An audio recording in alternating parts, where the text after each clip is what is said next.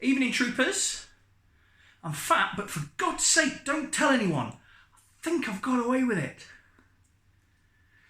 Tonight's episode is What's on My Mantlepiece. So you might not have seen this bit. You might have seen it as a pan round when I do certain other videos. But basically, this is a really nice old Victorian cast iron. I'm not sure it's real cast iron. I don't know how old it really is, but it looks like a Victorian cast iron fireplace. And it's got a nice little handy shelf on the top that I keep some tat that makes me feel like my life isn't going to end quite as soon as perhaps it is.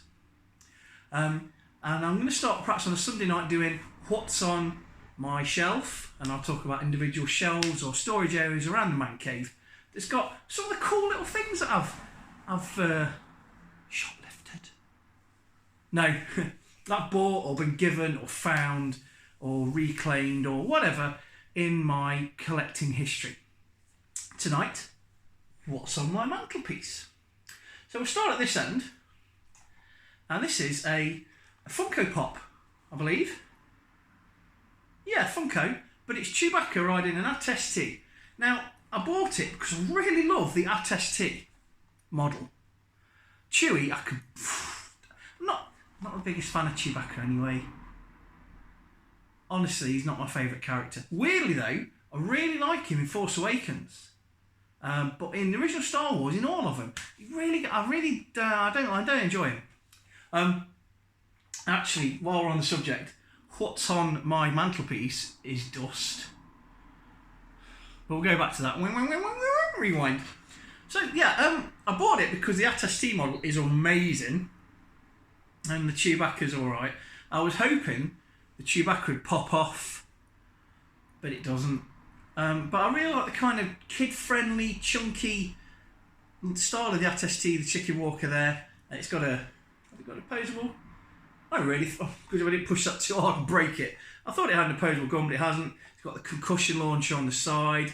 It's got the lasers and the chin laser and all that, and that's really nice. So I like the thing I don't like about it is that Chewbacca, it looks raged up, doesn't he? He looks livid. And because he's got those soulless black eyes, he sort of follows you around the room. So you sat there watching telly and you just look away from the screen, and then Chewbacca's giving you dead eye. So yeah, but that's on there. That's nice on the mantelpiece, that. I'm a big fan of that. Nice.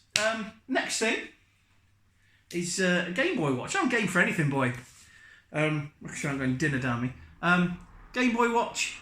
I'd seen these originally in Meadowhall a couple of years ago, and I ummed and ahed. I thought, oh. And I saw it in TK Maxx last year, and the wife went, "If you like it, get it." And I was like, "Do I like it? Yeah, why not? Probably." Because I had money to burn in them days. So I bought it, and it's a lovely little watch. Yeah, it looks like a kid's watch, but it actually does fit a grown-up wrist, and it's really wicked. And the buttons work and do things. So that was nice. On the top next to it is a hoverboard from Loot Crate. I try and rotate that little bit out, and this is what happens to be there at the moment. But it's it's a really nice scale model of the Mattel hoverboard with a little mirror underneath that shows the workings and the anti-gravity and the power and stuff. So that's that. What I do like about this is a nice touch, is you can see the perspective there. That's probably Leela's have. Where the actual, the kickback, the T-bar that the kids that he kicked off. Well, that's there. That's really nice, actually. Yeah, and then this one's going to be difficult, isn't it? It's just a Mario in a little bell jar. I'm not even going to put that back. The bell jar's from IKEA, but it's just a little Mario. But it looks really cool in a little bell jar, like and it's just the right height for it. It's a me, Mario. Is that a good? I think that's a good impression. It's a me, Mario. It's a me, Tommy. True story. I once met an old man, a really old man. He'd broken down, and his name was Mario, and he was Italian. And I sat with him until the AA came. And then underneath, this first Space Invader.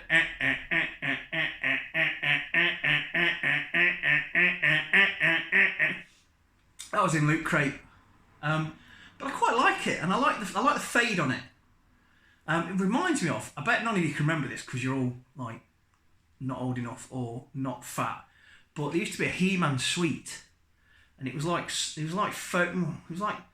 jelly bean, like gluten, but it was always like moulded, and it was like 2 colours, and it looked just like that. So yeah, that's cool. I'm not going to put them back. And then we've got these 2 little Space Invaders, and these, I bought this junk shop in my hometown with a really unfriendly woman who works in it. And I think she was a collector, and I think she was getting rid of some of her own stuff that worked in the shop. And she had these, and I think these were from her personal collection. You wind them up and they go nee, nee, nee, nee, and they move left and right, and they've got little windy up bits. But I think that the design of the Space Invaders is really timeless, which is why I made my own on the laser cutter, which you can't see. I'll point to it. I'll just point around the room. So there's them.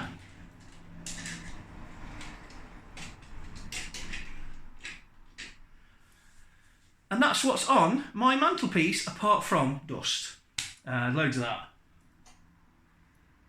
And under the TV. TV's not big enough, I know. As soon as I can, I'm going to buy a bigger TV. And it's a bit high as well. But the problem is, when we moved in, the bracket was already there. It's about the only thing they left us.